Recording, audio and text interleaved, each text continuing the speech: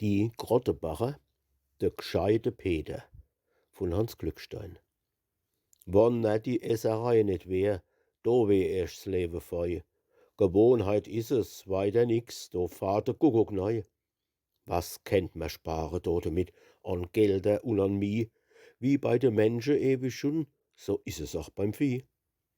So denkt de Peter jüngst bei sich, betrachte bei sein Gaul. Der frisst als mindestens verdrei und is entsetzlich faul.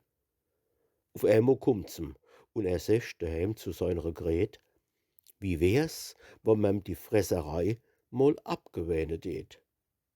Und richtig, schon am selben Tag geht's Sparen auch schon los. Dem Gaul sei täglich Haberdehl, wird nur noch halb so groß. So schraubt er runter die Ration. Die Kripp, die is bald leer. Auf einmal kommt der Peter heim. Der Gaul, der frisst nix mehr. Heut Morje, bei der Handvoll Hai, da hat er bloß noch gestöhnt. Jetzt, Aldi, hab ich endlich mal dem's Fresser abgewöhnt. 2 Tag noch lauf der Gaul darum, verweigert's täglich Brot. Auf einmal liegt er in der Eck ganz still und mausedot.